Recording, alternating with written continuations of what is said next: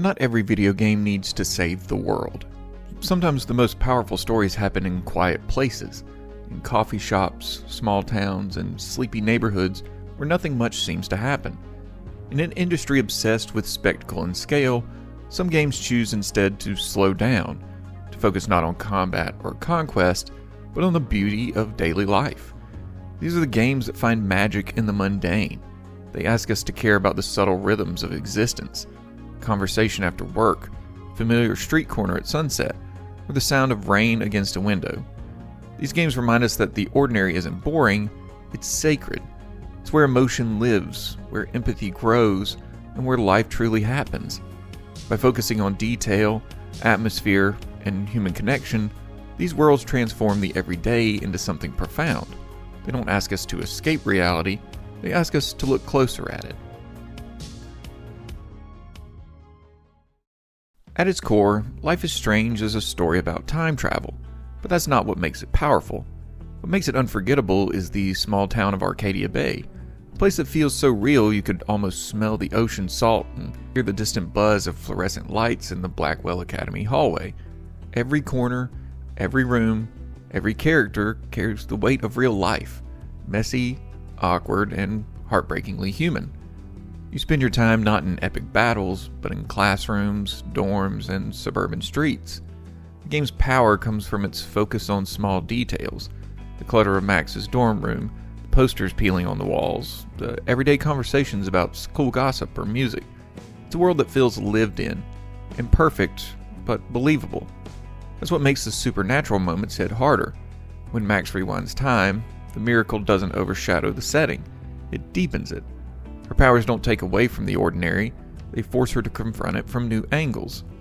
Arcadia Bay isn't just a backdrop, it's a character. The way the sunlight shifts through the trees, the melancholy guitar soundtrack, the distant cries of seagulls, all of it evokes a bittersweet nostalgia. It's a game about friendship, regret, and growing up, but it's also about how much we attach meaning to a place. The beauty of Life is Strange is that it treats the mundane with reverence.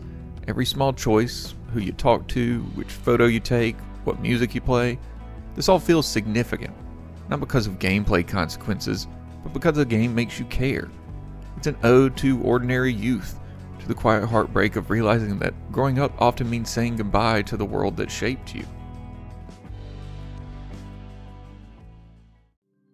If Life is Strange is about the turbulence of youth, Lake is about the calm that comes with adulthood, and the rediscovery of meaning in simple work.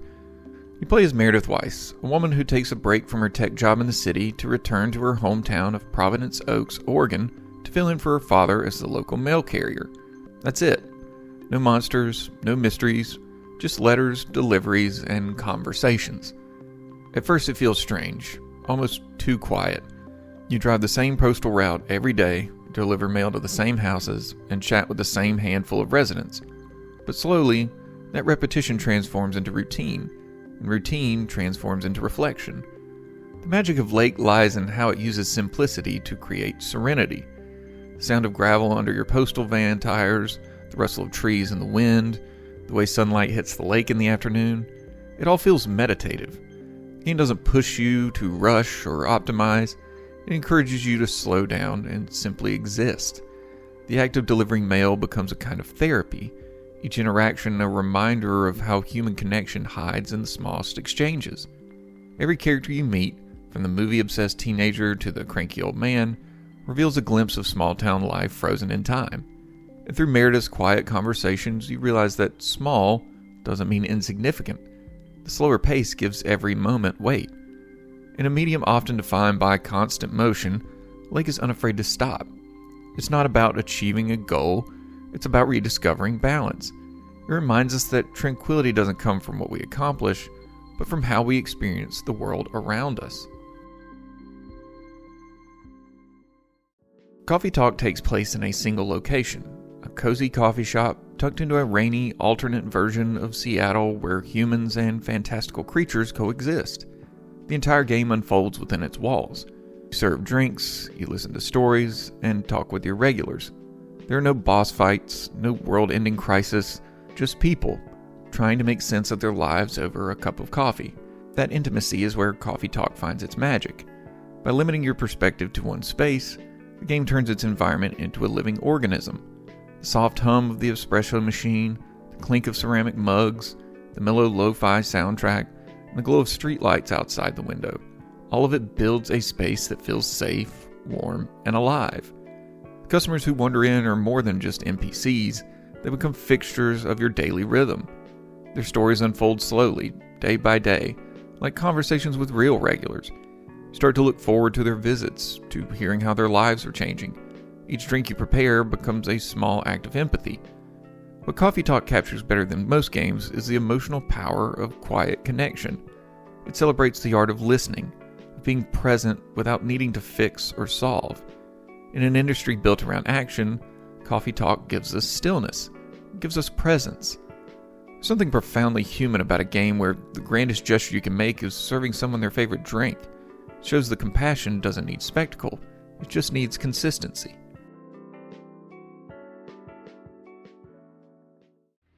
Before any of these games that I've talked about so far, Shenmue laid the groundwork for the beauty of mundane worlds.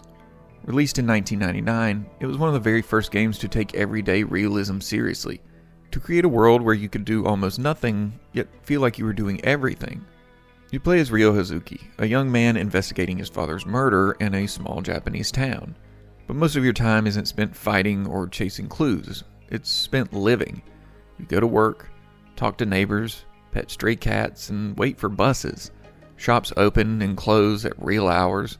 The weather changes, people have daily routines. At the time, it was revolutionary. Shenmue didn't simulate life for efficiency, it did it for texture. Every mundane activity was there to make the world believable. And in that believability, the game found emotional resonance. You cared about Yokosuka because it felt alive. You remember the sounds of its arcades, the creak of wooden floors, the hum of vending machines, all the small things that made the setting more than pixels on a screen. What makes Shenmue so important in this conversation is how it showed that mundanity itself could be a form of immersion. It invited players to appreciate time passing, to live inside its rhythm rather than dominate it. Decades later, that design philosophy would ripple through countless narrative games that followed, and the games I talked about earlier are included on that list.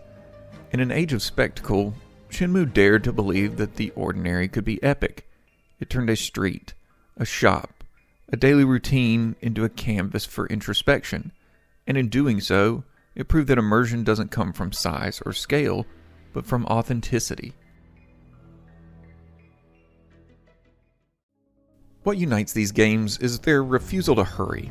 They don't fight for your attention, they earn it. They trust that beauty can come from patience, from empathy, from simply being present. In these worlds, wonder doesn't come from explosions or set pieces.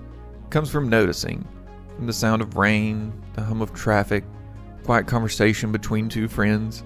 They remind us that life isn't defined by milestones, but by the spaces in between them. The walk home after work, the comfort of a warm drink, the moment you realize you've memorized the sound of a specific street corner. The magic of these games isn't that they let you escape reality, it's that they let you appreciate it. By slowing you down, they make you more aware. By grounding you, they make you feel more human. And there's a quiet bravery in making a game about nothing, about the small rituals and familiar places we often overlook. The games we talked about today all prove that the mundane can be extraordinary when treated with care. They turn ordinary lives into sacred experiences and everyday spaces into worlds worth exploring. These games remind us that you don't need to save the world to feel something profound. Sometimes, all you need is a town to return to, a cup of coffee to pour, or a routine to follow. Because the truth is, the most magical thing about life, and about games, isn't what happens once in a lifetime. It's what happens every day. Hey everybody, thank you so much, as always, for taking time out of your day to watch this video. I truly appreciate you. If you're new here, maybe think about going down, clicking the subscribe button, the like button, and ringing that notification bell if you want more videos like this in the future. Thank you as always, and I'll see you in the next video. I love you. Bye-bye.